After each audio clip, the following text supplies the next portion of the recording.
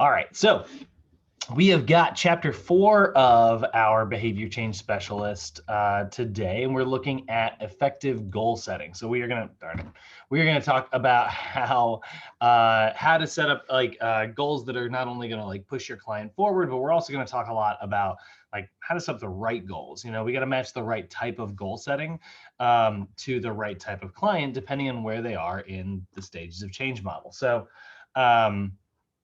we got a little intro video here from NASM again that I want to start off with today. That's going to kind of explain pretty elegantly what it is I'm trying to convey here. Where the heck is my video? There it is. All right, so we're going to see two of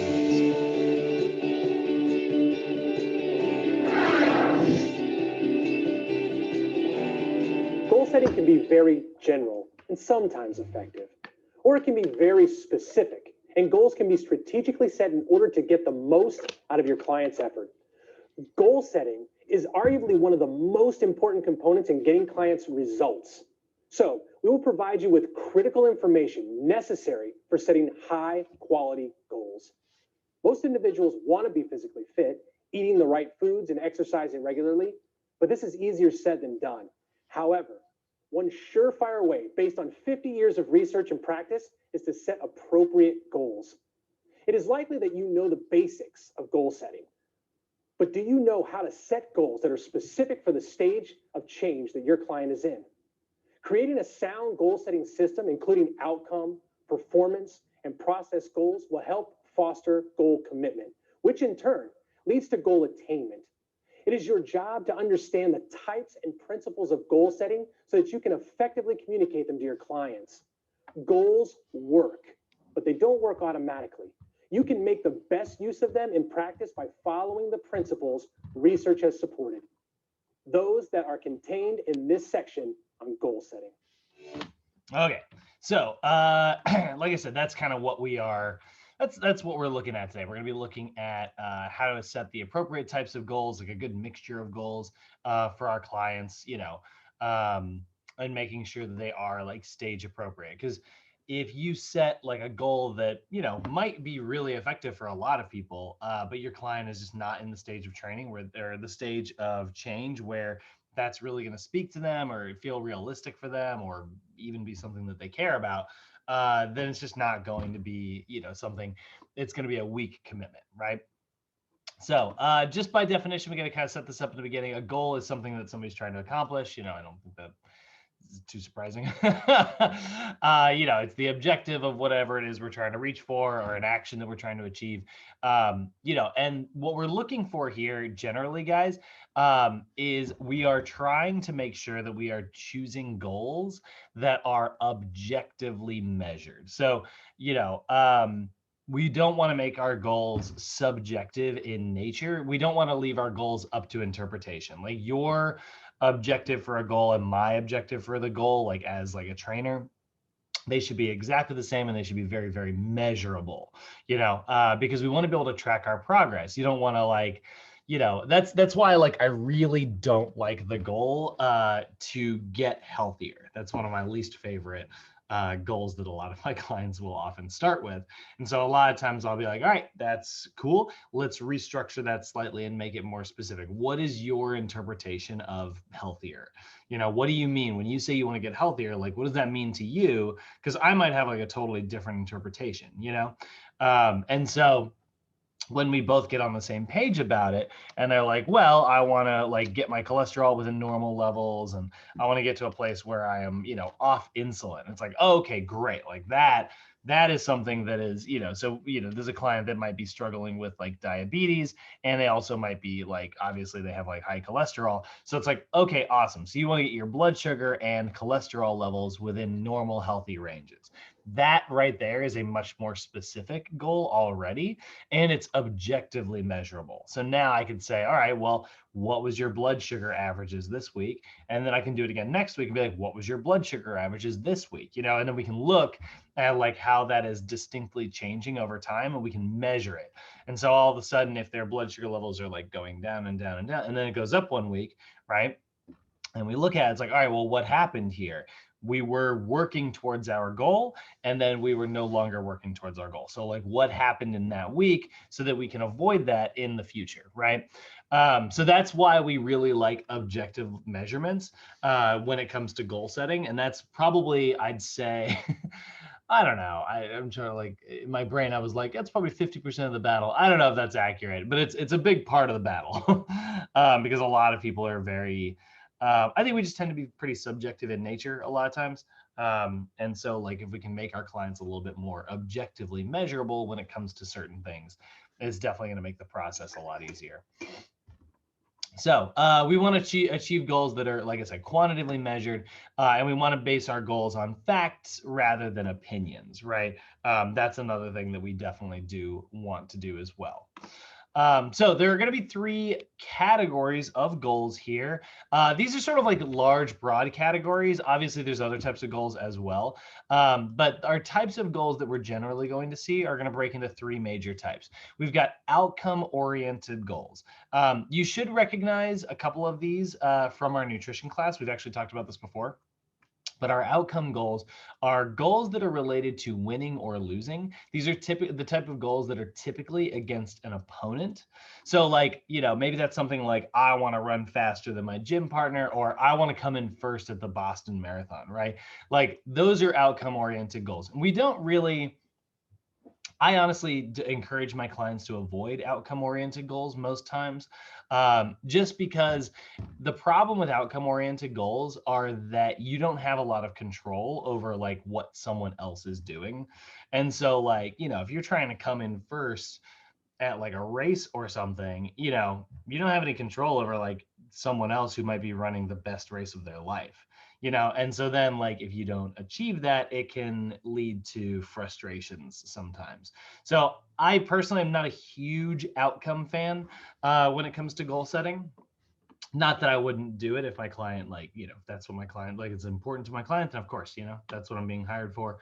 Of course, I'm going to help them work towards that. But this is where we've also got 2 other types of goals that I tend to be a little bit more favorable towards. And we've got performance goals. Performance goals are goals that are related to personal achievement. So this is like somebody who says, rather than like, I want to run a mile faster than my gym partner, they're like, I want to run my fastest mile ever. So this is like a PR situation, like a personal record, right? Or achieve a personal best in the Boston Marathon. That's their example we've got over here. So there we go. Those are really, really good examples. So rather than trying to lift more weight than, Dwayne The Rock Johnson, maybe it's just like, hey, I want to be able to lift as much weight as I am able to, and then we've got process-oriented goals, which we have a lot of control over, which are related to improving in an overall just process, right? And so like maybe it's like, I want to train consistently for 4 weeks without missing a training session, or maybe I want to run a consistent pace during the Boston Marathon, right? So process goals are one of my favorites. They are related to just getting better at the process. So a lot of times, one of the first initial goals that I will use with like a lot of my clients is like, all right, so for this month, I want you to get in here into the gym regularly. And honestly, I just want you to check off as many sessions as you can. And I'll often like set like a measurable number with that and be like, I want you to hit the gym a minimum of, 12 times this week. I'm sorry, 12 times this week, 12 times this month. And then if we can get, like 8 cardio sessions in, just walking or going for a run at home, or, coming into the gym to do that, that would be great as well. So, setting like that goal of like not missing a session is a really great way to just get better at the process. You're not tracking like how much weight they can lift. You're not tracking their performance. Maybe they are very, very, very new to exercise. And so improving their performance in exercise, it's going to take time. You need to build a strong foundation with that client first. But if you want to have your client feel like accomplished and successful, process goals are a really good way to do that. So really love like having a blend of these things too, by the way. I mean, obviously that's what we're going to see here, right? So like a lot of studies have indicated that like we know that difficult goals actually lead to higher levels of performance. That being said, we want to make sure that our goals are realistic. you know, a lot of times like we will achieve more when we have like challenging goals, right? So goals have been shown to be much more effective when the goal is challenging. That leads to higher levels of performance. There's a really, really great book. If you guys ever get a chance, there's two books that I really, really, really, really love. And they're both by the same author, and they're all about like using psychological principles to improve like your habits or to improve your performance. The first one is The Power of Habit. By Charles Duhigg. This is a terrific book. Not that one, but this yellow one here. If you ever get a chance, this book absolutely rocks. There's a summary of The Power of Habit in 20 minutes. It's so weird that they're selling like book summaries now. That's so funny. This book rocks. If you guys get a chance, I mean, it's you know, $7 used on this website, $15 on Amazon. I really, really do love it. It's one of my favorite books, and it's really fun to read because the author is really good about using like a fun story to highlight whatever it is he's talking about in the book. But his sequel to this, which is also a really good one, is called Smarter, Faster, Better. It's also by Charles Duhigg. This one's a little bit different. Here's a summary for that as well. This summary is $80. What? That's so funny. So this book also really, really rocks. It's a little bit more dry than, I think that like, if you're going to pick one, I would read The Power of Habit. But Smarter, Faster, Better is also really good. It's a little bit more about like, if you wanted to like run a company, how you can use like a lot of psychological principles. But one of the things that's really a great story in here, and like I said, the one thing that the author does really, really well is he tells these really fun stories to kind of highlight what principle he's talking about. So in The Power of Habit, for instance, he starts talking about like habit loops and how they are like triggered, and how like basically, you know, the same thing will sort of trigger you onto a habit loop. And he talks about how Febreze, you know, the cleaning product, originally, like when the product was first invented, people freaked out. They were like, this is incredible. Like it just kills odors. And people were absolutely like blown away by it. Because technologically, like it's a pretty remarkable feat of chemistry. It's basically this little empty molecule that attracts stuff that's floating in the air. And that's how, you know, it's not about like putting something else that smells good in the room. It's about like eliminating odors. And so he tells this story about like how the marketing team was blown away, and they were like, this is going to be the most successful product ever. And they were freaking out. They were like, this is going to be amazing. And so they like marketed it, and then it went out on shelves and people bought it like hotcakes. And then they just stopped buying it. It didn't sell anymore. And the company was going to discontinue the product, but the marketing team was like, no, like we're sure this is an amazing what the hell. So they ended up going back to the people that they initially had like given samples to, and they were like, hey, we were wondering, like, did you like our product? And they were like, oh my god, yeah, Febreze, that stuff's amazing. And they're like, huh. And they're like, if you like it so much, why aren't people buying it? So they're kind of like freaked out. And then they went in, they were like, could you show us your bottle? And the woman like went under the sink and pulled it out, and you know, it was basically like a full bottle. And they're like, why, if you like it so much, why haven't you used it? She's like, oh, I don't know, I guess I kind of forgot about it. And here's what a crucial detail that I purposefully left out. Here's the thing about Febreze. When they first invented it, guys, it had no smell. It was completely scentless. You know how it has that, I don't know, whatever smell it has. The original version of Febreze did not have that. It was a totally scentless product. You just spray it, it would have no smell, and it would attract stuff and eliminate those odors. So they found, they were like, well, what do we, you know, they couldn't figure out like what the deal was. So then they were like, they went to a bigger sample group again. They handed out samples, and then they asked them if it was okay to set up cameras in their homes. So they set these cameras up so they could watch people in like their daily routines. And so this one stay-at-home mom was, they were particularly interested in.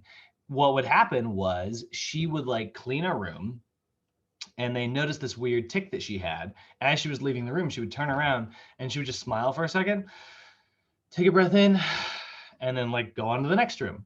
And she was basically taking a moment to give herself like a mental pat on the back for a job well done. And so they were like, they changed the way that they marketed Febreze. Now, let me ask you guys, if you've ever used Febreze, anybody on this call right now, how do you guys use it? What's like if you ever like, what's the instructions, or like, how do you, if you were to use Febreze, like when do you use it? How do you use it? Question for you guys. The bedroom. In the bed? Okay. But how do you use it? Like when? Like in the cleaning process, when do you use it? Probably around the time my room starts smelling a little funky. Fair enough. You use it a little bit more just like when you're like, oh, it's time. Yeah, I don't use it for like anything huge. It's more just like a little stench here, Sure. Okay. So if you ever look at Febreze, if you ever look at their marketing claims, what they will say to do on the package is it will say, use it as the last thing you do.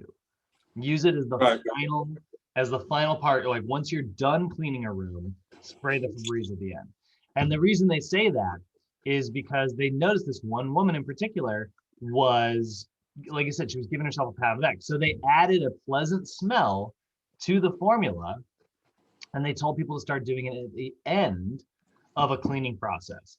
And what's happening here is they're helping. And this is, I'm going to pivot. I'm going to come back to this tomorrow when we talk about behavior change, when we get into like behavior therapy.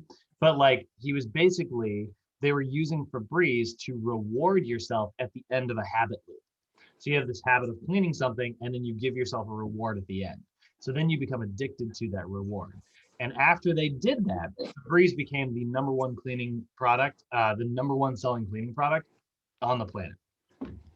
And like all because the marketing team understood this basic understanding of psychology. So anyway, I kind of got tangented out there because I got really excited. I said this yesterday. I love talking about behavior therapy because I think it is absolutely fascinating how we can hack our own brains to be more productive. We can use those habit loops, but smarter, faster, better.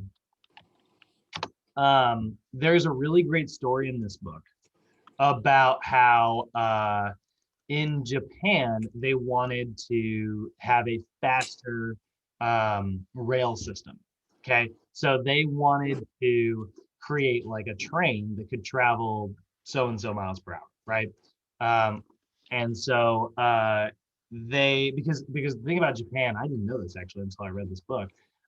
Most of Japan's population are in, I mean, obviously like this is the same with anywhere in the world, but like most of the population's in like a big city. But like in Japan, that is super, super, super true. Like a very huge chunk of the population is mostly in like Tokyo and Kyoto and stuff. So they need people to be able to travel. And so they wanted to invent these trains because it would make the whole country more productive. And the person who was in charge told them, they were like, hey, what's the fastest train you could make? And they're like, oh, we could probably get one up to, I don't know. Let's see, actually, let me see if I can just look this up. Smarter, faster, better train, bullet train. Sexy stretch goals. Yeah. That's so funny. Okay. So there was 320 miles of train. This is during the 1950s. They were doing this, by the way. And it would take about 20 hours. Okay. So they wanted to, they were like, what's the fastest train you can make? And they said, we can get one up to about 65 miles per hour. And that was amazing, by the way. Like at the time, that was that would have been the fastest train on the planet, right? And so they said like 65 miles per hour. And the guy who was in charge said, nope, I want 120 miles per hour. Can you imagine if like someone came to you and you were like, hey, here's the absolute best I could do. And they're like, great, I want just a little bit less than double that. So that's a huge goal. So then they worked really, really hard. And they said that maybe they could get it up to 75 miles per hour. And he said, nope, 120 miles per hour. That's what I want. And so he created this really, really, and so anyway, eventually they figured out how to create like a 120 mile per hour train.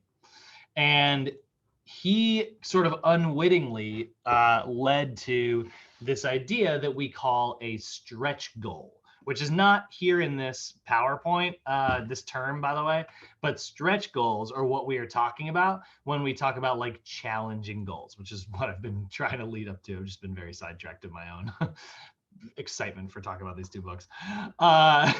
So we know that more challenging goals have led to higher levels of like achievement. You can achieve a lot more when you set a goal that seems impossible. And that's like that's what a stretch goal is, you know? So stretch goals are these really, really difficult to achieve goals that you feel like are practically impossible, that you're going to have to work incredibly hard, you know, to achieve. So goals that are very difficult, stretch goals, are some of the best things that you can do. Now, stretch goals, you don't want to only have those, right? The problem with stretch goals is that they can seem overwhelming because they are massive, right? And so that can sometimes like lead to anxieties about achieving your goals, and then that can lead to, you know, like loss of productivity. But this is where we start to get into this concept of blending several goals together. You want to have like multiple things that you're working towards, right? So goal setting combined with self-monitoring has also been shown to be an incredibly effective way to yield like positive results. And so when we talk about this, this is where we're looking at like goal setting paired with like checking in regularly on an app, checking in regularly in like a journal of some type. So like goals pair really well with food logs, for instance. And when we put those two concepts together of like, you know, having a major goal and then like continually checking on that goal every single day, that is a really, really, really good way to increase adherence and increase achievement, right? So we're looking at those two kind of concepts coming together here, right? And the reason this works so well is because it gives you, and I love this explanation here, the mechanistic explanation suggests that goals are influenced by directing your attention. So like that gives you something to focus on. I'll give you guys a quick little example without, I don't want to open up on like a recording on the internet, like my finance stuff, but you can actually see one of the things I did when I first started working. I told you guys yesterday, like I'm working on like repairing like a lot of my credit so that I can buy a house January 1st next year. I, by the way, started saving for this house this year. So like, you know, not exactly a lot of time. And so I gave myself 12 months to save enough money to purchase like an entire home, you know? And I'm not exactly like rolling in cash here. So like, that's a big stretch goal for me, right? So you can see like I did a couple things to like, I've got like my banking apps over here. Actually, this doesn't even need to be here anymore. I got my banking apps over here, my email and some other stuff that I'm working on. And then you can see here, I've got two services that are basically like working towards repairing my credit. These are both actually small installment loans that I got, which are going to basically be paid back to me. So basically they call it self-lending, where basically you take out a loan that you are paying off to yourself. So I took out a loan from myself that I'm paying for. So I'll end up losing about $60 worth of like interest on it, but it'll basically be it's almost like a savings account. Normally savings accounts make you money. This one's costing me a little bit of money, but it's costing me money at the, you know, expense of growing my credit. And I'm doing that with both of these actually. Then I've got like a regular credit bureau that I'm checking with regularly, my investment accounts, and then that's for clocking in every day. So that's like stuff that I check literally every morning. I am obsessive about it.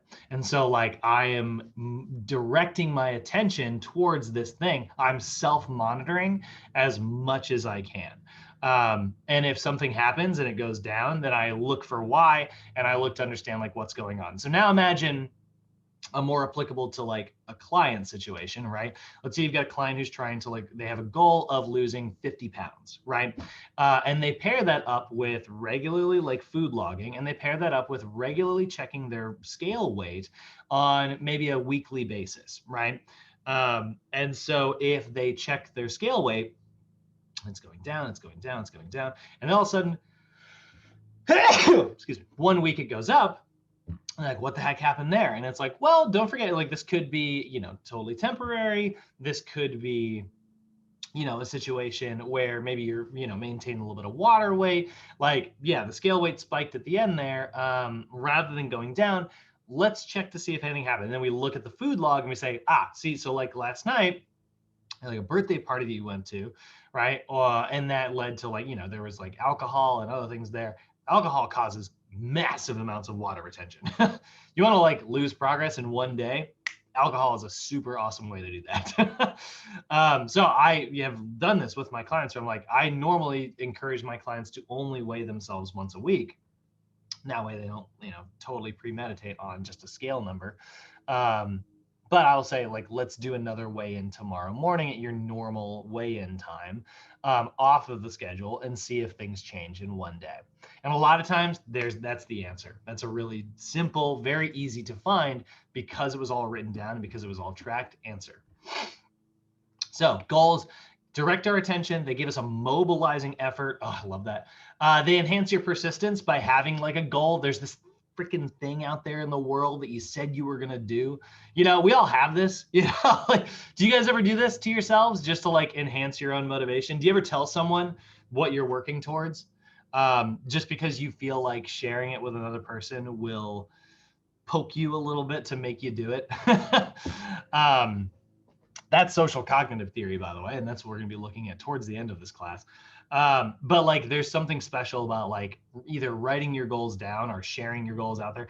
It exists. I used to do this with my clients.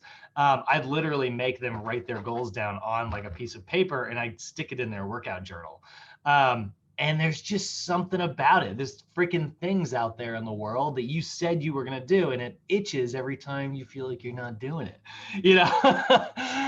so it enhances our persistence. And then the other nice thing about goal setting, one of the other reasons why this is so effective, is because it can also help us develop new strategies in order to reach those goals. And so, like, if we try to achieve something and it doesn't work, then it goes, okay, well, I need to try something else. And so then you'd end up trying 6 or 7 different paths in order to get where you're going. Whereas normally, like, if you don't have like a very solid goal that you're working towards, something gets in your way, you're like, meh, got in my way, bummer. And you just give up, right? Goal setting keeps that from happening. So, there are a lot of goal setting systems out there, but one of the biggest ones is this one that we're going to watch right here, the SMART goal system. So this is huge. All right, freaking intros. It is important for wellness and fitness professionals to guide their clients in the process of goal development. Many different systems exist for successful goal setting, but most of these have 3 components: planning and education, setting customized goals, and providing goal evaluation and reevaluation. Planning and education is the first major component of goal setting and should occur in the first meeting between the professional and the client. The professional needs to go on a fact-finding mission through discussion with the client. The professional should use conversation to seek insight into the client's history, interests, and desires that will help in goal development. It becomes the responsibility of the professional to educate the client on the importance of goal setting, how to set effective goals, and the purpose of various types of goals. Both the client and coach should work on drafting first versions of goals after the first session meeting. The next part of goal setting occurs during the second session and should be a collaboration between the fitness professional and the client to review the potential goals and mutually decide on customized goals for the client. While the professional may have the experience and expertise to set goals, it's important for the client to feel a sense of ownership for their goals. Having the client participate in the goal-setting process will help with the adherence to the goals that are decided upon. Once goals are in place, the process has been started. The professional and client cannot forget to evaluate and reevaluate the agreed-upon goals. So what we're talking about there is when we start working with a client, in the first session, they're going to tell you like why they're here, right? We're going to be like, what brought you to the gym today, right? And they're going to tell you a little bit about like what their goal is and why they set it up, right? And so then you're gonna be like, great, like that's awesome. And then you're going to take them through like a normal session. Like, all right, we're going to meet again next time. I want you to think of a couple more goals that are also very important to you. Think of a couple other things. They're going to go away. They're going to come back with those goals. And then in the second session, we can help restructure those just a little bit to make them sort of adhere to like what we call the SMART goal system. We want to make sure that all of the goals we're setting are very specific. We want to make sure that they are measurable. We want to make sure they're actionable, realistic, and time bound. That last one is actually really, really huge. And I'll talk about why here in just a minute, but specific and measurable goals, right? And this is sort of like the other things that we're going to look at. So specific and measurable, realistic, short-term and long-term goals. We like a good combination there. We like performance and process goals a little bit more so than outcome goals. We want to make sure that we develop a goal commitment. That honestly can happen pretty naturally just by writing them down physically. But again, we want to encourage our client to say, like, I'm committed to doing this. We want to develop strategies to achieve those goals, give our clients feedback continually. That is absolutely huge, right? We need to check in with our client all the time and say, like, are we, working towards this? And then we want to set timelines in order to actually achieve those goals. Like, when are we going to get it done? So let's go ahead and start with the idea of like specific measurable goals here. And actually, before I do that, hold on a second. Where do I? Okay. Yeah, never mind. Not before I do that. So specific and measurable goals, right? Things that we know, right? Specific goals are very good at enhancing performance because they give feedback that is specifically related to the progress of that goal that we are trying to achieve, right? So for instance, like if your client says something like, I want to eat healthier, that's not very specific, right?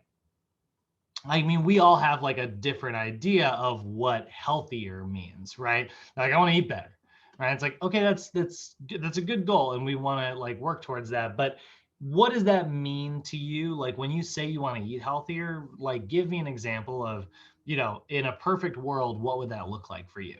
Right. And then they're like, well, I'd find ways to get like fruits and vegetables in my diet and proteins and carbs, and have all my macros in order and stuff. It's like, okay, so it sounds like, rather than like eating healthier, it sounds like let's set something up that you can actually like measure progress with, right? And so instead of saying I want to eat healthier, let's say something like I want to increase my fruit and vegetable servings from 2 per day to 4 per day. So I want to get 4 servings of fruits and vegetables in every single day. That's a much, much, much more measurable and much more specific goal because now we know something that we can hit. And it's like, hey, have you been eating healthier lately? And then they could go, yeah, I think so, right? That's, again, kind of difficult to tell. But if you're like, hey, have you been getting 4 servings of fruits and vegetables in every single day?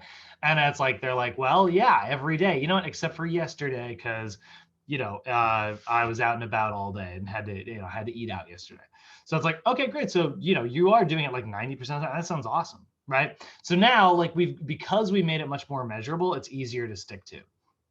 So, Kenny, I'm going to pick on you a little bit, just because you told me a little bit about what one of your goals was recently. But like you said, you wanted to get better at deadlifting in particular. Am I right? That is correct. So did you ever do like, so you just want to get better at tell me your deadlifting goal in detail. It's going to be 225. There we go. Okay, awesome, dude. Yeah, that's great. So you want to be able to deadlift 225 pounds. That's a great example of a very specific, measurable goal because now it's like, all right, have you gotten to 225 pounds? Yes or no, right? It's measurable, it's specific. I love it. That's a great goal. Rather than just something like, I want to get better at the deadlift. So you nailed it, man. You set up a great one. And then we can, now the only thing I would tell you, and we'll come back to this here in just a second. The only thing I'd say, Kenny, if you want to make that a little bit even more effective, is to give yourself a deadline. Do you have like a deadline in mind for this? There is a little thing I'm struggling with, because I'm trying to focus on reaching 5% body fat, but I also want to like maintain a lot of strength. So that's like, I don't know. I'm trying to figure that out. That is super challenging. Yeah, that's what I like about it. Yeah, first off, 5% is crazy low. I would say that's, just as a piece of advice, I would say that's unrealistic to maintain for long periods of time. Do you know what your current body fat percentage is? I'd say like 9%, something around there. Oh, I so think. you haven't like measured this. No. Okay. Okay. So 5% is pretty hard to maintain. Ask any bodybuilder who gets, routinely down to 5, 6%, pretty regularly, right? That's what the sport is, right? Like, the sport of bodybuilding is all about like low body fat percentages. Professional bodybuilders will not maintain 5%. That's not what they do. They'll maintain anywhere from 10 to 12% fairly regularly, or maybe even higher. And then before a competition, they will cut down to 5%. And then immediately when that competition is over, they'll go back to like a healthier, normal body fat percentage. Does that make sense? Makes sense. Yeah. And the reason they do that is because, like you said, you're also trying to maintain your strength. So it is very, very difficult to maintain strength at a hyper low body fat percentage. So when you're around 5%, your strength is going to decrease pretty substantially. Your energy levels are going to decrease. It's like I said, it's just difficult to maintain regularly. So then, because you are losing strength, you are not able to work very hard in the gym relative to how hard you should be able to work, right? So then what ends up happening is you're not pushing yourself in the gym. It'll still feel incredibly hard, but your muscles have this tensile capacity to deal with greater amounts of stress than you have like the energy to be able to output. So what ends up happening is you just don't lift as heavy as you need to experience further growth, which ends up hindering your progress. This is why bodybuilders use like bulking and cutting cycles, because on a bulking cycle, they can really improve their strength and they can push their muscles in such a way that it will cause like growth.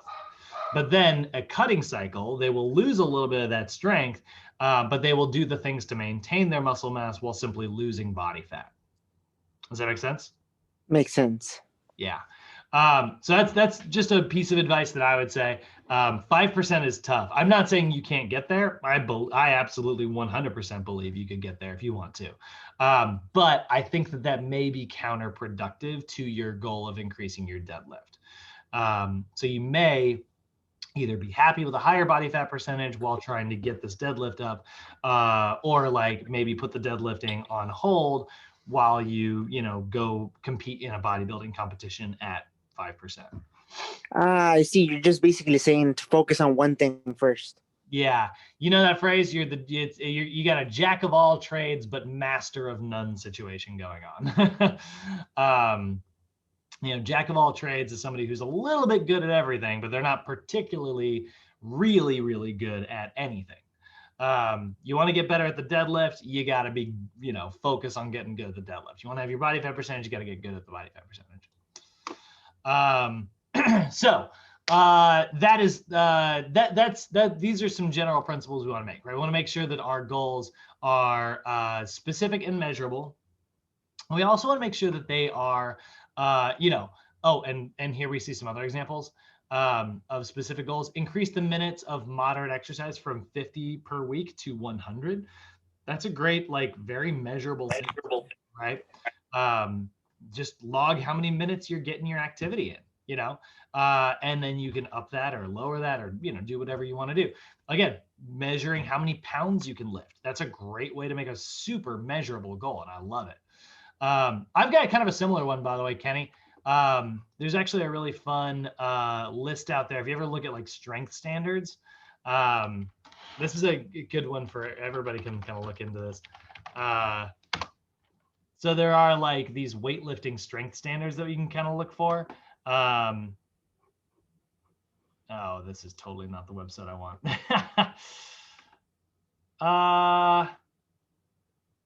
Yeah. All right. Well, anyway, I'll tell you the ones that I remember. I don't want to spend all day looking for it on the internet, but basically you want to be able to try to deadlift about 2.5 times your body weight. So if you weigh like 150 pounds, right? Times 2.5, you want to be able to deadlift 375 pounds. You should be able to barbell squat, double your body weight. So 150 times 2, you'd be able to barbell squat 300 pounds. You should be able to bench press. I think it's 1.5 times your body weight. So 150 times 1.5. So that's the bench of 225. If you weighed 150 and then like hang clean, like 1.25%. So you want to be able to hang clean 185 pounds. 187 pounds. I love these little strength stands. They're kind of fun, right? They're measurable goals that you can kind of work towards. I can't do all those myself, by the way. I'm at about like 70% of the way on most of those. 70, 75, 80% of the way.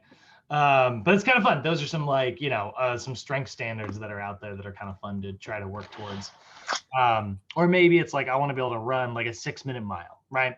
So those are measurable goals rather than I want to run a fast mile.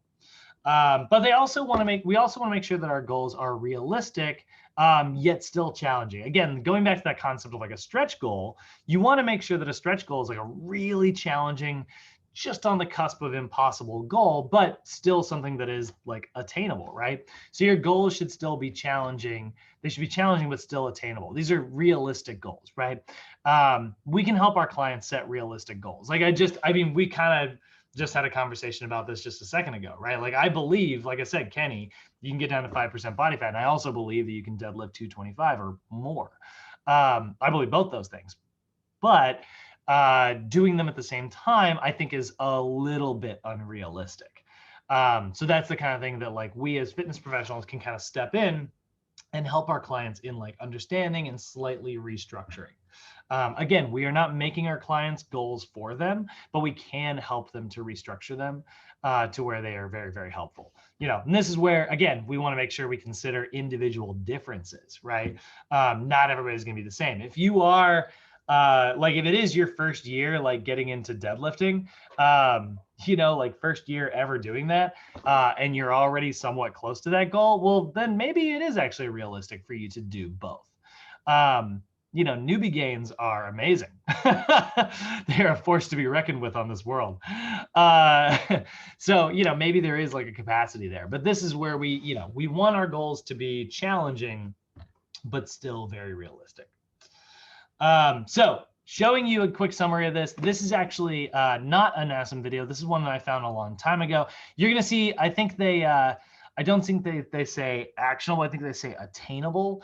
There's a slightly, the SMART acronym has been thrown around like a bunch of different versions that are out there, but it always means the same exact thing. But here's kind of a fun little video that's a little overview of what we're looking at here. Regardless if it is professional or personal, we all struggle sometimes to achieve our goals. Many times our struggle is not because of a lack of effort, but rather how our goals have been structured. Anytime you set a goal, or if you find yourself struggling while working towards a goal, keep in mind the word SMART. SMART is an acronym that can be used to help evaluate and add structure to your goals. SMART stands for specific, measurable, actionable, relevant, and time-bound. SMART begins with asking yourself the degree. Okay, so relevance, the weird one here. Which a goal is specific. This is arguably the most important part of establishing or evaluating a goal. The less specific a goal, the more difficult it is to determine how long the goal should take to complete or how to measure success. Consider the difference between a goal to get healthy versus the goal to lose weight versus the goal to lose 10 pounds. The goal to get healthy is much less specific than a goal to lose 10 pounds. The next question to ask: how is the goal measured? What determines success? Some goals may be best measured by a simple yes or no, such as the goal of climbing to the top of a mountain, while other goals are better measured by using metrics such as the goal to lose 10 pounds. The key to measurement is making sure that in whatever way the goal is measured, it accurately reflects success. For instance, if you do not have access to a scale, then measuring weight loss will be difficult and less accurate. An alternative measure may be to track how many inches you have lost around the waist. But to what extent does this accurately reflect the goal? Without access to a reliable way of measuring weight, we may want to consider buying a scale or restructuring our goal. Actionable is not asking yes or no, but how will the goal be achieved? What is our action plan? Do we have the resources and capabilities required to achieve success? If not, what are we lacking? Well-designed goals provide clarity of action. If the actions required to achieve a goal are unclear, or there are a large number of actions that need to be taken, we should consider breaking down the main goal into manageable, actionable sub-goals. In isolation, any single goal is relevant, but in life, we most often are in the process of pursuing multiple goals. A common issue we face is having too many goals at the same time or pursuing the wrong goals.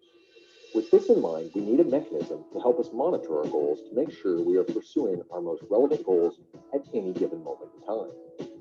One technique is to place goals in a matrix that looks at effort required versus perceived value of achieving the goal. Not always, but most of the time, we will want to focus our energy on low-effort, high-value goals. Another technique is to use the Pareto principle, also known as the 80-20 rule. Ask, which are the 20% of goals that will provide me with 80% of my return? The last thing we want to make sure is that goals are time-bound. By including a specific date by which a goal should be accomplished, it helps provide incentive and allows us to monitor progress. Consider the difference between the goal to lose 10 pounds and the goal to lose 10 pounds in 10 weeks. Simply by including an element of time, we can now calculate how much we should be losing each week, and if after 5 weeks we have only lost 1 pound, we can revisit our action plan. Be wary of any goal that is open-ended, such as the common goal to learn a foreign language. Last, it is important to reinforce that goal setting is not an event. It is an ongoing process of action, evaluation, and revision. It is not about lowering goals or standards to ensure success. It is about recognizing goals are dynamic because life is dynamic. We do not live in a static world. Life happens. A goal that is relevant today may be irrelevant tomorrow. When using SMART, stay flexible and motivated by setting aside time to reevaluate your goals on a regular basis. So, so what we're seeing here, right? I will say that, like I said, the version of SMART goals in that video is slightly different than your NASM one. The one that we see in NASM, specific, measurable, attainable or actionable, realistic and timely are the ones that we're going to see. And so that means like we want a goal that is, specific. So get healthy versus lose weight versus lose 10 pounds, right? Or we have like measurable, right? Again, going back to the idea of like 10 pounds, that's very measurable, right? SMA, actionable or attainable goals. I like the term actionable. NASM uses the term attainable, but an attainable goal is a goal where you know what you have to do to attain it, right? So like, again, kind of going back to this idea of like, my favorite way to highlight this, like if someone said like, I want to be rich, right? It's not very, like, I don't really know what that means, right? But if you said you wanted to have like $1 million in the bank, that's totally different, right? That's absolutely, okay, that's, I know what actions I need to take in order to like meet this goal, right? So the best type of goals are the ones where you know what actions are going to help you get there. Realistic are goals that should be realistically achievable, and then timely are goals that are time bound. So putting a deadline on your goals is super, super helpful. And I'll come back to this concept at the very end of today's lesson, and we'll talk about timely goals here at the very end. So those are some really, really good principles. And you want to get familiar with the SMART acronym because it will probably show up in your actual NASM test, because that's in your regular textbook. In the chapter on behavior change, the two big things that NASM spends most of their time teaching in that version of the text is, the stages of change and SMART goals, how to use SMART goals to reach, to achieve stuff. Now, the other good thing, so now we've got a couple different things we've talked about, right? We want to make sure that we really like realistic but challenging goals. We really like process goals, and performance goals rather than outcome goals, right? We know a little bit about like the stuff that we're like working towards. Well, now let's look at the idea of like timelines. Should we do like a short-term goal or a long-term goal? And I think you should do both. You should have a good combination here, a blend. And so goal setting has been shown to be most effective when your clients are focusing on combining the concepts of short-term goals with the concepts of long-term goals. And the reason why is because the way I like to think about it is like your long-term goal is like the carrot on the end of a stick, You know, it's that thing that's just out there in the horizon that you're continually like trying to reach, you know, and get to, right? And so it keeps pushing you forward. It's we call that a mobilizing effort, right? But short-term goals are really great because they're providing you with feedback in terms of like, are you going to get there in the end, you know? So like, again, let's say like, if the goal is to be able to deadlift 300 pounds by December 31st, right? Okay, well, it's March now, right? So, and let's say we can currently deadlift 185 pounds, right? So that's how many, let's see here, 185, right? So it's 115-pound improvement. And we've got, let's see, March, April, May, June, July, August, September, October, November, December. So we've got 9 months to do that, right? We'll just assume 4 weeks in a month. So 9 times 4. So you get about 36 weeks to do that. You know, 115 divided by 36. Can we see a 3-pound improvement per week consistently till the end of the year? I'd say that's pretty realistic. You know, if we're just continually like trying to improve our 1 rep max by like 3 pounds, you know, every single week, bringing that lift up a little bit, eventually we're going to hit like a little bit of a plateau, you know, but maybe, you know, we've got time to kind of work through this. I'd say that's pretty realistic, right? And it's a good long-term goal because it's 9 months away. Now, a short-term goal would be, again, like we said, we want to improve about 3 pounds per week, right? So maybe a good short-term goal would be like, all right, well, by the end of the month, I want to be able to hit, you know, this, which is 15 pounds heavier, right? So that's where the long-term goal, like I said, it's this big thing that you're working towards. So for me, right, I want to buy a house next year on, you know, in the very first month of January. And so like that is a long-term goal that I made January 1st this year, right?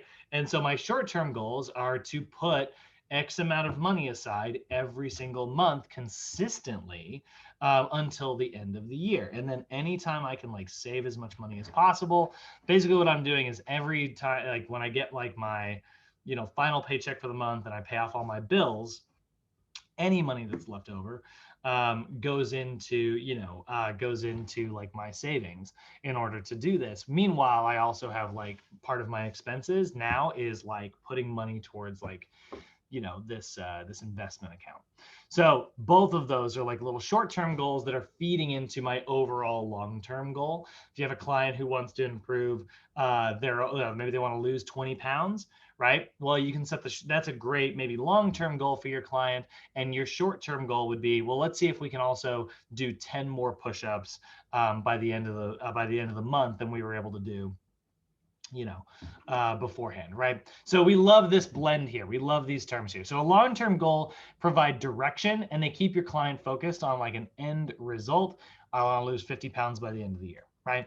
And a short-term goal are going to provide feedback because you're going to have like your successes and you're going to have your pitfalls, right? Like if you don't meet a short-term goal, you know that you just fell off track for meeting your long-term goal. But if you did achieve your short-term goal, you know that that's hopefully feeding into this long-term goal. So I want to lose 1 pound a week for the month of January, right? So that'd be 4 pounds, right? 4 times, you know, so that's 4 pounds in the month of January, right? And we've got like 4 pounds. We got like 52 weeks in a year. That's 12 months, right? So that'd be 48 pounds by the end of the year. If we were to lose 1 pound a week, right, then we've got 52 weeks and it'd be 52 pounds, right? So again, it's feeding into our long-term goal. And so we can use that to help reset our long-term goals if they happen to become unrealistic as well. Like if a client is continually not meeting their short-term goals because maybe they set up an unrealistic series of goals, then we can help our client, you know, that can help us highlight and prove to our clients like, look, like this long-term goal that you set up may be unrealistic. Let's see if we need to restructure this at all. So here's some examples. A good short-term goal, I want to be able to run 30 minutes 3 or 4 times per week. So that right there, just the goal is to run regularly, right? So we kind of go back up here. We can see that's a very good example of like a process goal, right? Running consistently 3 or 4 times per week. That's all it is, right? I just don't care how fast it is. We just want it to happen, right? So they're getting better at the process. Or want to reduce the caloric intake from 2,500 down to 2,000 calories per day. So maybe that's like a personal achievement. That's an example of like a performance goal, right? And we can also see it's specific, right? We're talking about calories. It's measurable, right? It's realistic because it's not cutting them down into, you know, such a low calorie range that we aren't going to be able to do that. The only thing that it's not is time bound. It's not exactly time oriented. So we could, I guess it says per day, but I would say like we can make this timely by simply just changing this goal ever so slightly and say consistently for 30 days and see where it goes. Or walk 1 hour 3 or 4 times per week, right? Again, that's another really good example of like a process goal. These are all short terms that could feed into these other ones that we see over here. So running 30 minutes 3 or 4 times per week is going to help you be able to maybe run a marathon next year. Reducing your caloric intake from 25 down to 2,000 might help you lose 100 pounds over 2 years. And by the way, that math checks out perfectly. 2,500 minus 2,000 is leaving you with a 500 calorie deficit. There are going to be 104 weeks in 2 years' time. So that's 500 per day times 7 days per week, which is 3,500 times 104 weeks. So that gives us that many calories were reduced overall. There are 3,500 calories in a pound of fat. So in 2 years, this person would lose 104 pounds. Math, right? So this short-term goal leads really well into this long-term goal. And then if this person wanted to walk 1 hour 3 or 4 times per week, that will help them achieve, I like this, I call this a chipper goal, where they want to walk 100 hours over the next 6 months. So they're just like logging like a timesheet where they're like, I want to have accrued 100 hours. That's a really good example of like a process goal. I call these chipper goals, where it's like basically you're just chipping away at like a really big thing that you want to achieve. So those are sort of what we're looking at in terms of long-term and short-term. Do you guys have any questions about those so far? Any comments? You guys feeling good about this? Yeah. Yes, sir. All good. Alrighty. So, like I said, we love performance goals. We love process goals, right? They are going to provide us with behaviors that we can start to commit to that will help us achieve our outcome goals. And so we know that like process goals and performance goals are both really, really, really, really helpful. So again, having a good blend of this, a blend of long-term, a blend of short-term, a blend of performance, a blend of process, and making sure that we're sticking to that SMART system are really effective ways for making sure that we are setting up goals that are going to help us, you know, achieve forward. We talk about that mobilizing effort, right?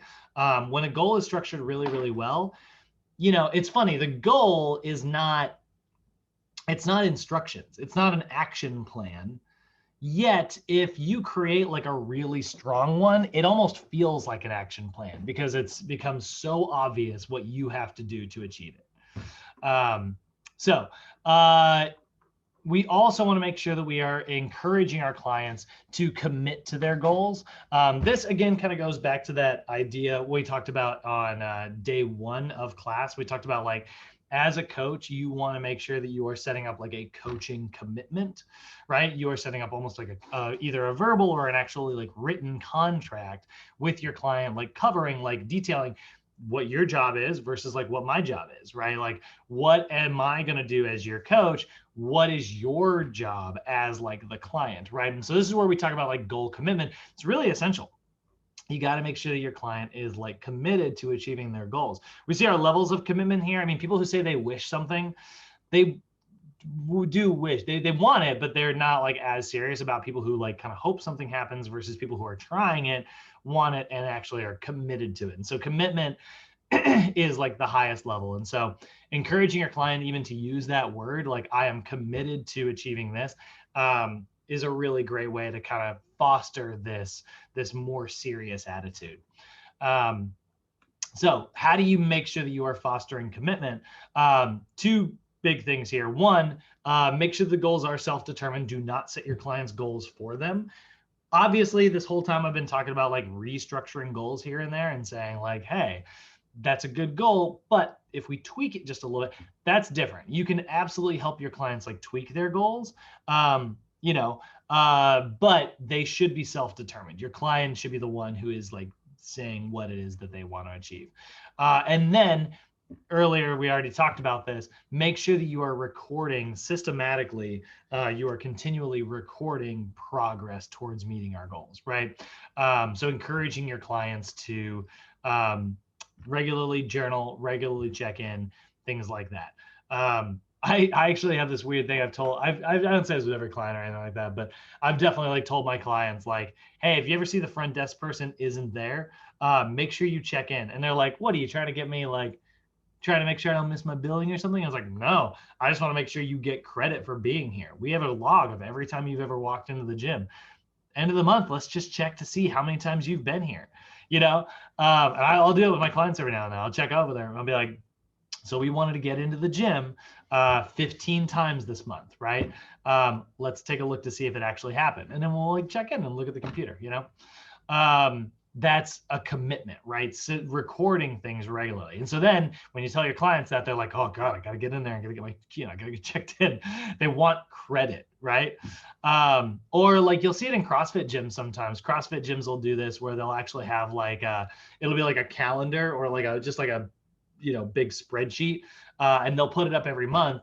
And you can put your name up there, and then you're just going to check off. It's got 30 or 31 boxes available, and we're going to see who's got the most check-ins. You know, little things like that are great. Fitbits are a really great one. I used to encourage my clients to join the same like Fitbit groups. These are people who had never met each other before, but it was like literally titled like Brad's client list. And it would literally just be like all of the, you know, it was a group of people that I train, and we'd look at how many steps they could each get. And it was just like a really committed thing. It was so funny because people never met each other. And then like they'd kind of like hate these other people. Be like, oh, Peggy, she gets so many steps in every week. And that's good. That's a commitment, right? That gets people like committed. That kind of goes into like this last one. Sharing your goals with others is a really good way to increase your accountability. I love sharing my goals with others. That's why I told you guys a little bit about like what my, you know, financial goals are and stuff, because now that I've shared it with people, you know, I know that there are people who like are going to, you know, I guess I don't want to say judge me, but like there are people who now like know about my goals. So it's like, oh God, I gotta do it because I said I was going to do it. And I want to make sure that I'm a man of my word. So, how do we actually achieve all of this, right? Like now that we know how to kind of like structure our goals, we kind of pivot into the other side of goal setting, which is, you know, setting up specific action plans to actually do all of this, right? And so a client's commitment is very essential to them meeting their goals. Increasing that commitment strategy, ensure that their goals are self-determined, like we said, keep a systematic record of your goals, share your goals with others, and then now we are going to set up specific action plans. So action plans are goal achievement strategies, right? So this is where we create like a good combination of us as the trainer giving feedback to our client about like whether or not we think that that goal is going to be effective or realistic, right? And then also maybe working with them and giving them our expertise to say, okay, well, you said you wanted to do this. Here's 3 things that you can do that will help feed into that, right?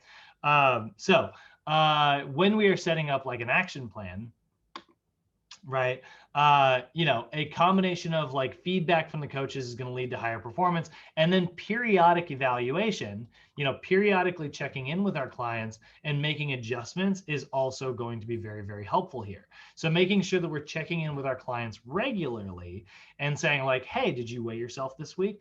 Like, is your weight down? Is it up? Like, what's going on with it?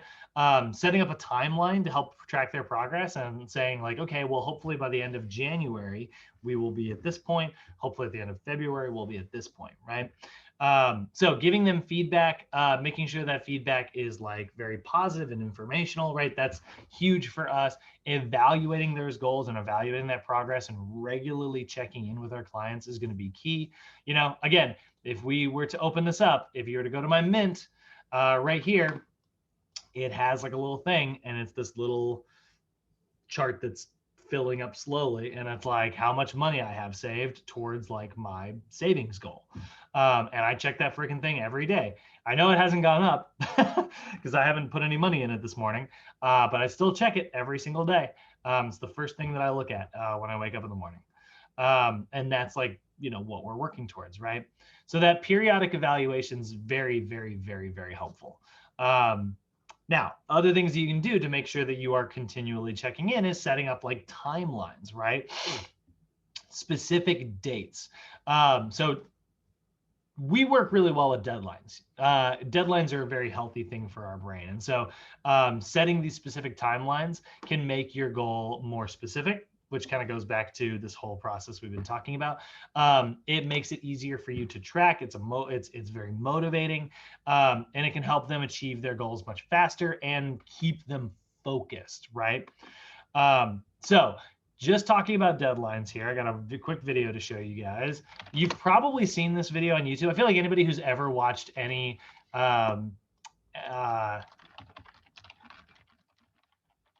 feel like anybody who has ever like watched any motivational video has seen this like pop up on their news feed before. But this is actually a pretty long video, but it's a really inspiring, interesting look inside of our brains. And it's all about like why we procrastinate, why it's like, I'll do it tomorrow, right? Like I'll put it off until the next day, right? And then you like, I'll put it off to the next day, I'll put it off to the next day. And then like suddenly, 2 years has passed and you're like, what happened? Right? So this is kind of a really fun one. There's good. Oh, Lord, that was loud. Yeah. Oh my God. That's all you see. Just ads for treadmills and ads for credit cards.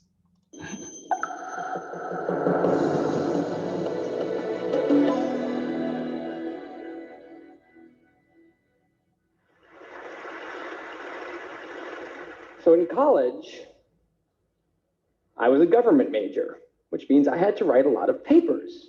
Now, when a normal student writes a paper, they might spread the work out a little like this. So, you get started maybe a little slowly, but you get enough done in the first week that with some heavier days later on, everything gets done and things stay civil. And I would want to do that like that. That would be the plan. I would have it all ready to go, but then actually the paper would come along, and then I would kind of do this. And that would happen every single paper.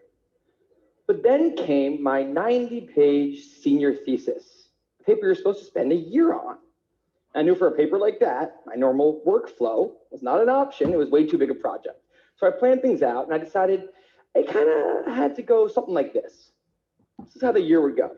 So I'd start off light, and I'd bump it up in the middle months. And then at the end, I would kick it up into high gear, just like a little staircase. How hard can it be to just walk up the stairs? No big deal, right? But then, funniest thing happened. Those first few months, they came and went, and I couldn't quite do stuff. So we had an awesome new revised plan. And then those middle months actually went by, and I didn't really write words. And so we were here. And then 2 months turned into 1 month, which turned into 2 weeks.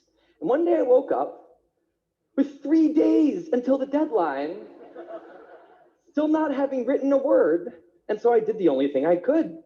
I wrote 90 pages over 72 hours, pulling not 1, but 2 all-nighters. Humans are not supposed to pull 2 all-nighters.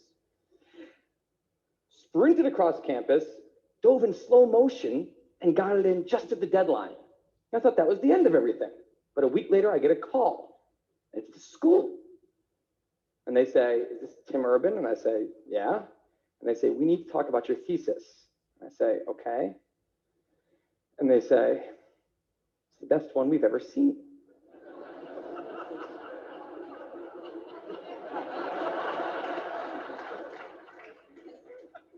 That did not happen.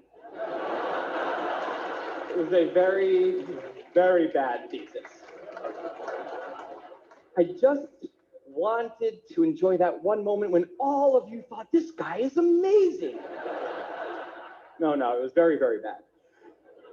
Anyway, today I'm a writer, blogger guy. I write the blog Wait But Why. And a couple of years ago, I decided to write about procrastination. My behavior has always perplexed the non-procrastinators around me, and I wanted to explain to the non-procrastinators of the world what goes on in the heads of procrastinators and why we are the way we are. Now, I had a hypothesis that the brains of procrastinators were actually different than the brains of other people. And to test this, I found an MRI lab that actually let me scan both my brain and the brain of a proven non-procrastinator, so I could compare them, and I actually brought them here to show you today, and I want you to take a look carefully to see if you can notice a difference. And I know that if you're not a trained brain expert, it's not that obvious, but just take a look, okay? So here's the brain of a non-procrastinator. Now, here's my brain.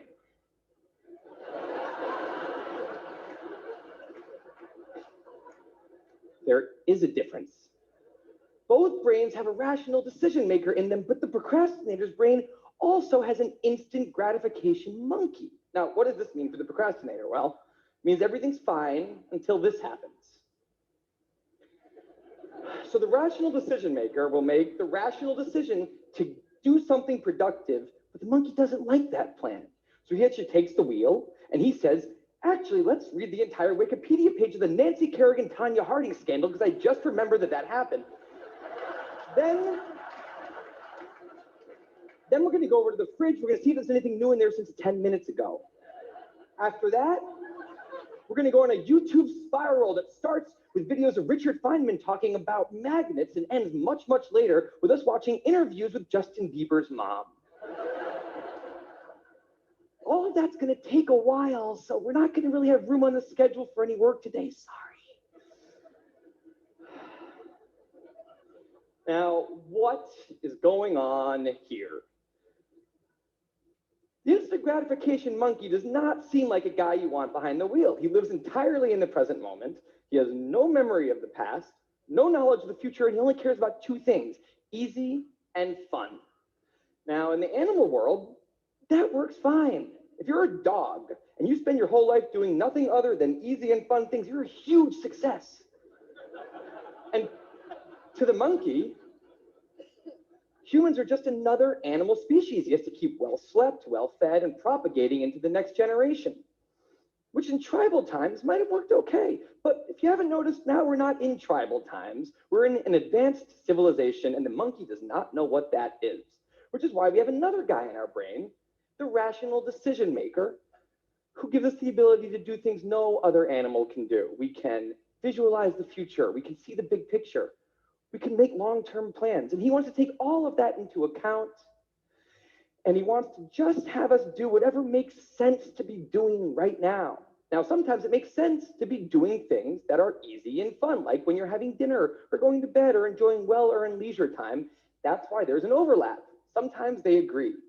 But other times, it makes much more sense to be doing things that are harder and less pleasant for the sake of the big picture, and that's when we have a conflict. And for the procrastinator, that conflict tends to end a certain way every time, leaving him spending a lot of time in this orange zone, an easy and fun place that's entirely out of the make sense circle. I call it the dark playground. Now, the dark playground is a place that all of you procrastinators out there know very well. It's where leisure activities happen at times when leisure activities are not supposed to be happening. The fun you have in the dark playground isn't actually fun because it's completely unearned and the air is filled with guilt, dread, anxiety, self-hatred, all those good procrastinator feelings. And the question is, in this situation with the monkey behind the wheel, how does the procrastinator ever get himself over here to this blue zone, a less pleasant place, but where really important things happen? Well, turns out that the procrastinator has a guardian angel, someone who's always looking down on him and watching over him in his darkest moments, someone called the panic monster.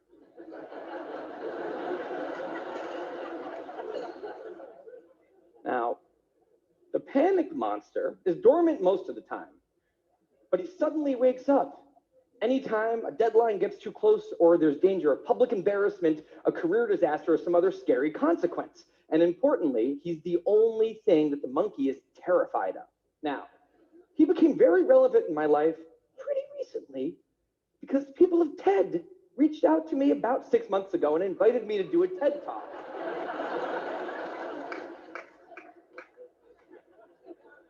Now, of course, I said yes. It's always been a dream of mine to have done a TED Talk in the past.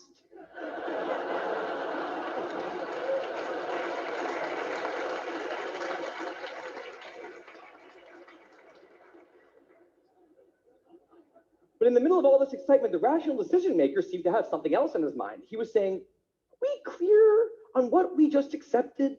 Do we get what's going to be now happening one day in the future? We need to sit down and work on this right now. And the monkey said, totally agree, but also let's just open Google Earth and let's zoom into the bottom of India, like 200 feet above the ground, and we're going to scroll up for 2.5 hours till we get to the top of the country so we can get a better feel for India.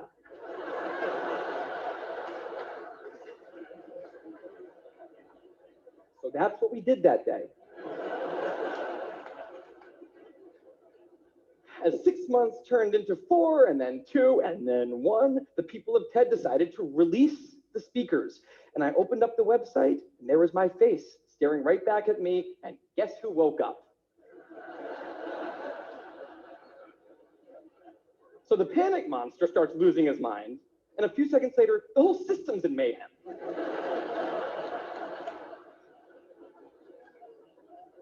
And the monkey, who, remember, he's terrified of the panic monster, boom, he's up the tree. And finally, the rational decision maker can take the wheel and I can start working on the talk.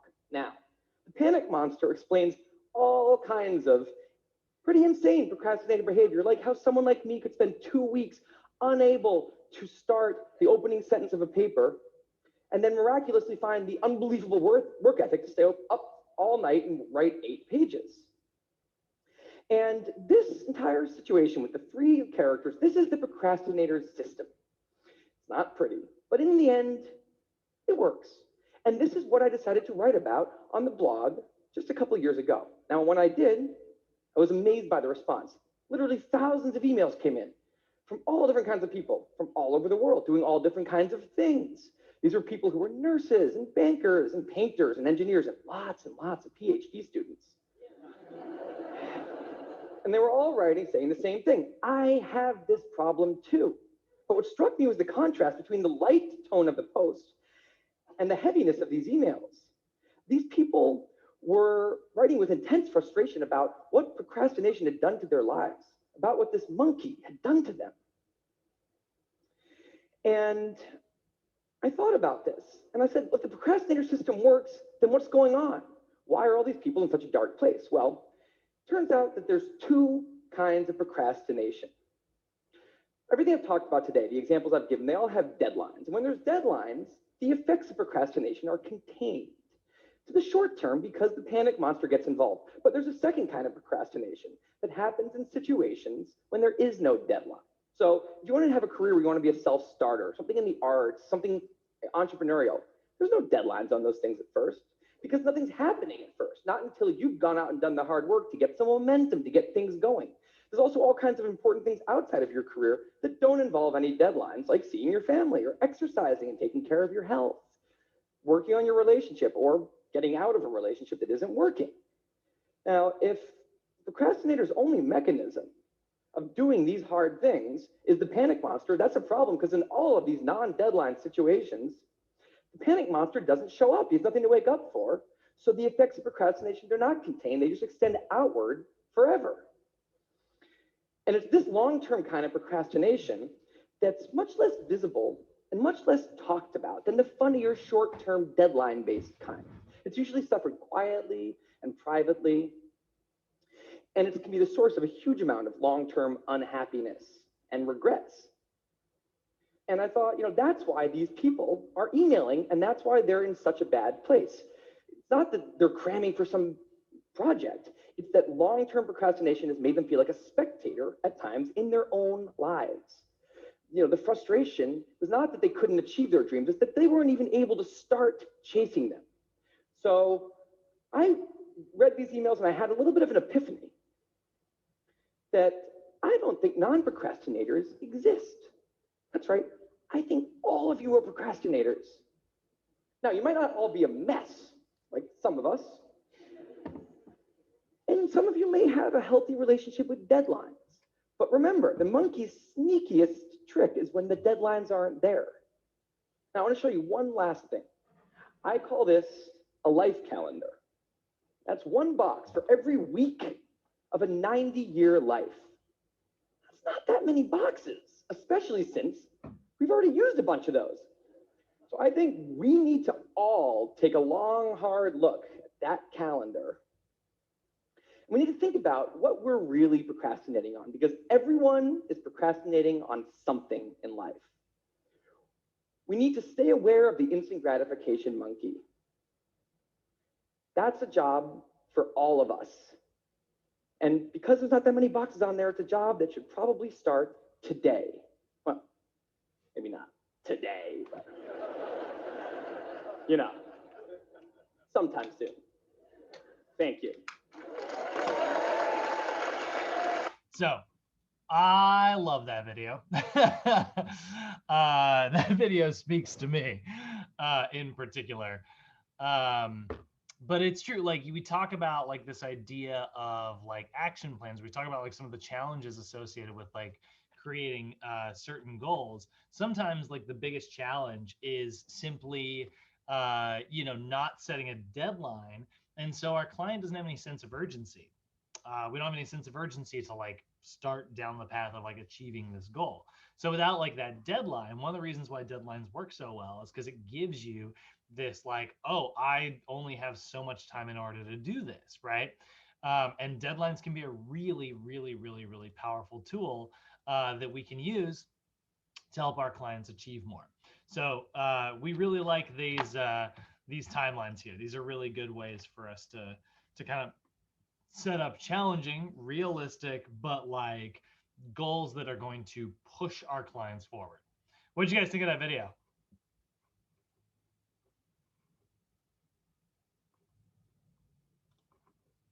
Hopefully people are still around. I found that guy pretty funny. Yeah, he's good, right?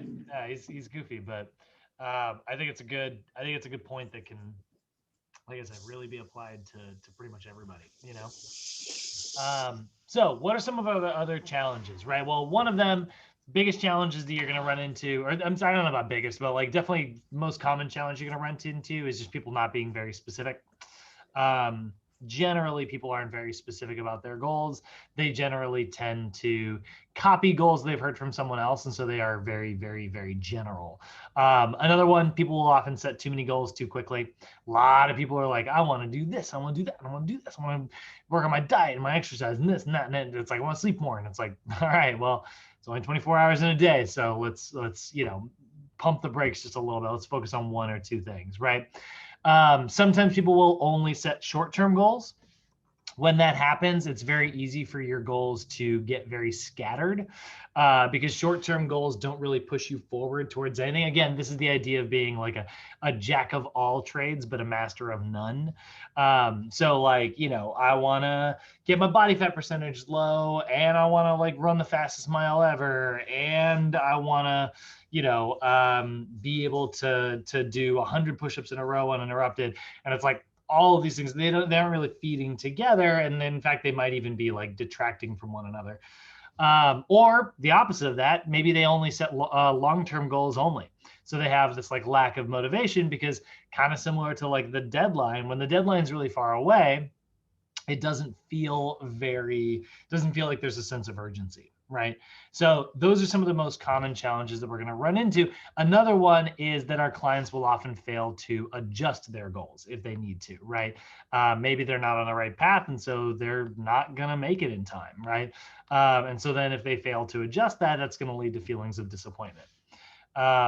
So when we are kind of flowing through things here, we want to start our sessions with our clients by planning and educating, right? So we're going to gather the information about what our client wants to achieve, help them make their goals very specific, measurable, actionable, realistic, and timely, help them create like a combination of long-term and short-term, educate them on how to set those goals, talk about like the benefits of all these different systems, and then have our client like develop a couple. And then through like, continued practice, we want to review their goals and maybe help them tweak them if they need to. It's like, these are really great, but let's put a deadline on it, right? That deadline's really good, but maybe it's a little bit too close. So let's push it forward just a couple of weeks, right? And then review any of their, like I said, like professional goals that they might have. And then we're going to evaluate those and then reevaluate those. Continually checking in with our client to see if like they are, achieving them or not. Now, putting all this together, right? We talked about how we need to set performance and process goals, long-term / short-term goals, and make sure that all of our goals are SMART. And then we also need to make sure that we are making the right type of goals for the whatever stage of change that our client is in. So we should always be trying to set stage appropriate goals, right? That's going to help us make sure that our client is moving forward, through the stages of change to where, again, this is all becoming habit, right? So we match the goals and the needs to the specific goals of our clients, right? We are going to set those stage appropriate goals here in order to adopt the right type of change here. So one more little video today from NASM. We're going to kind of see like a little bit of a role-playing situation here where we're going to see a couple examples of a client working with our clients, we're going to say trainers working with clients to set Goal up their setting goals. system in action. Watch and take note of the different steps the wellness professional, who also happens to be an NASM certified personal trainer, working with a new client to discuss her goals. Hey. Hi, I'm Lisa. It's really nice to meet you. Hi, I'm Sarah. It's nice to meet you too. So the first thing I want to talk about today is maybe getting a little bit of information about what your goals are, what you're trying to accomplish. Okay.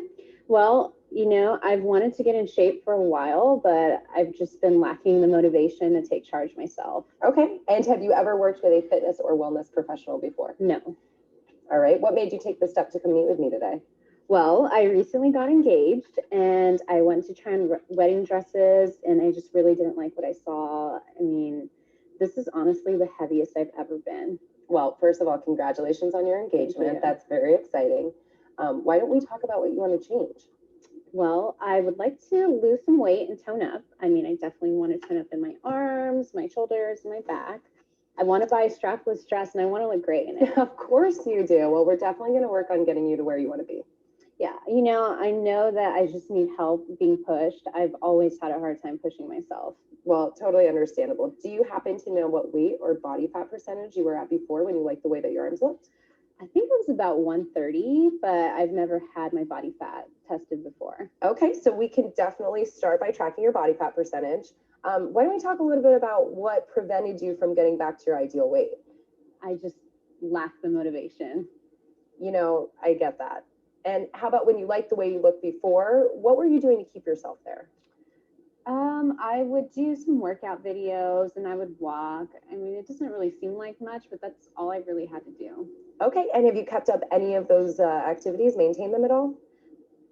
I still like to walk and that's about it. Okay, do you currently follow a diet plan? No. All right. But I do try to watch what I eat. All right, how do you try to watch what you eat? I try to eat as many vegetables as I can whenever possible, and I try not to eat out too much. All right, do you keep a nutrition log at all? No. Okay. Well, that's something we definitely need to get started on. Just first, what's more important for you? Is it going to be an ideal weight or maybe it's a dress size that you're trying to fit into? I think I would be more concerned about my dress size. Okay, so I'll make sure that we track all of your measurements. And last thing, what kind of barriers do you think are going to be maybe prohibiting you from getting to that ideal weight or maintaining your workouts? I think the junk food at work, I mean, it's definitely a temptation. For sure. Yeah. I'm really excited to get you started on your fitness goals. So what do you think would be the dress size you'd like to fit into? I would like to be a size 2. Okay, and if you could guess what weight would correspond with a size 2, what do you think that would be? I think, well, right now I'm a size 10, around 145, so maybe 110 pounds. Okay, well, we can definitely talk more on that later. First, I want to give you some information to take home.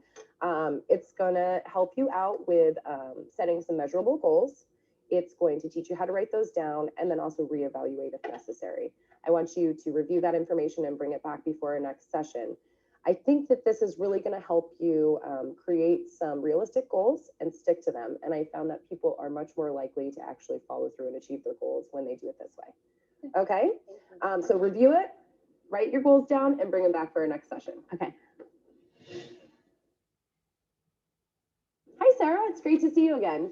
Did you get a chance to review that goal setting information? I did. And after reviewing it, I think a size 2 might be a bit ambitious. You know, I think you're right. I think 110 pounds is going to be a little bit ambitious, but I think you're really going to love the way you look at 125 pounds. What do you think about that?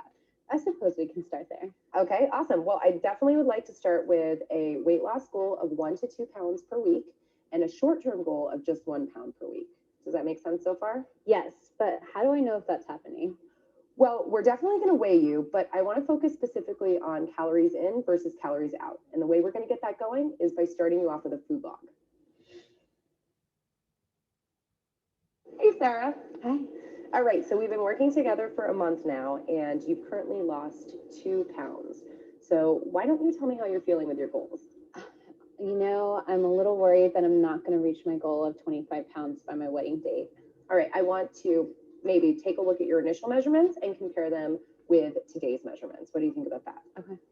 So it looks like you're definitely making progress. You have lost 4 inches overall and 1% of your body fat. That's a relief. I mean, that's much better than what the scale says. Right? That's why it's really important for us to evaluate everything to get a better idea of what's happening. I know we had settled on your goal weight of being, 25 pounds, but it looks like maybe because you fell off track just a little bit, that we might want to reevaluate that. Do you think that 1 to 2 pounds per week is still going to be reasonable? Honestly, no. I mean, I like the way my body's changing, but I do think that I may need to change my weight goal. You know what? I think that's, I totally agree with you. And let's go ahead and change that goal weight to maybe 130 pounds. And I want to keep that 1 pound per week weight loss pretty steady, if that's okay. I also want to make sure that you're keeping up with your cardio on the days that we're not working together. All right, so this is our last session before your wedding. I know, I'm so excited. That's awesome. So listen, you got down pretty close to your goal weight. You hit 133 pounds, but the real question is, how did your dress fitting go? I was nervous that I wasn't going to reach a size 6, but I went in and I went right past my goal, and I'm a size 4. That's amazing. Congratulations. Thank you. I like that video because it kind of shows a good example of like I said, a lot of times we need to help our clients reevaluate their goals when maybe they are a little unrealistic, So talking really quickly, one thing that's not really very good in the PowerPoint, but I want to have it in our notes here, and you're going to see this in the reading.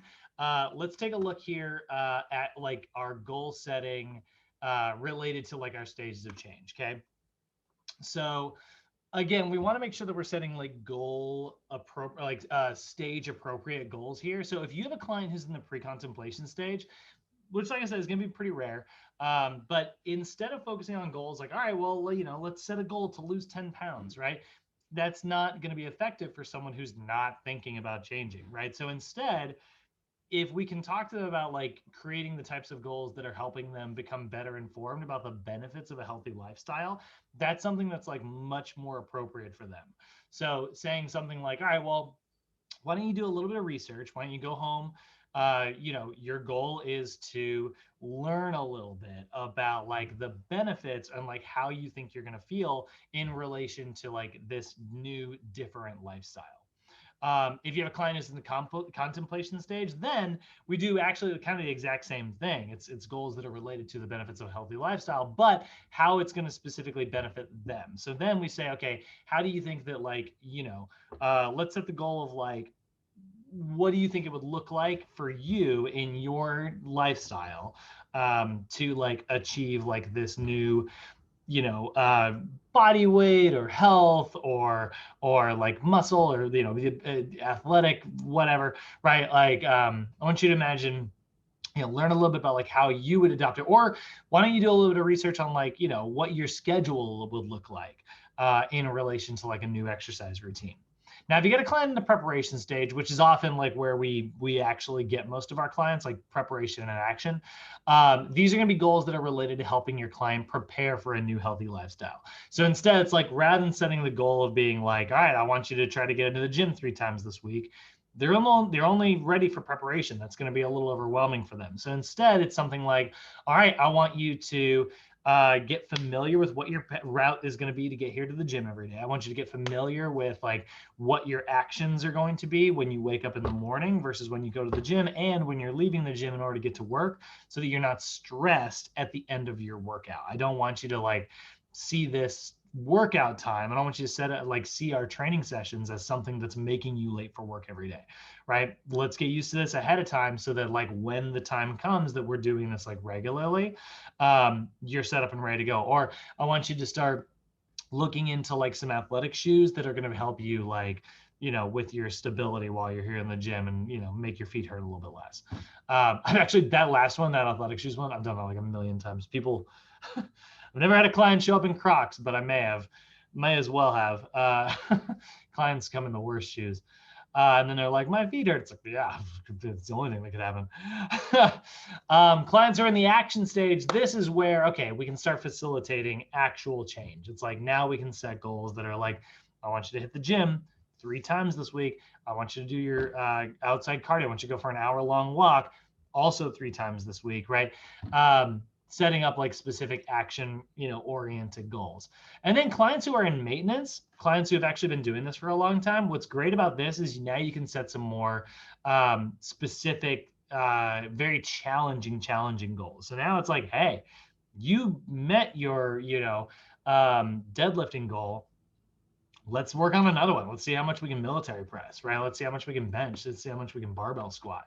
You know, let's get you to the next level. Let's, you know, we met our deadlift goal of, you know, double our body weight. Let's try triple our body weight. You know, like we take them to the next level, right?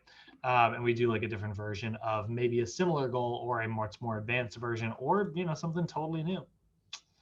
So that is goal setting in a nutshell, guys. This is, like I said, one of many tools that you have with your clients. You don't always have to just focus on goal setting, although I'd say this is one that's pretty universal. This works with pretty much any client you have. Tomorrow, we're going to be diving into behavior therapy, which I have a really good time with. We'll talk a little bit more about the power of habit tomorrow, which will be kind of fun.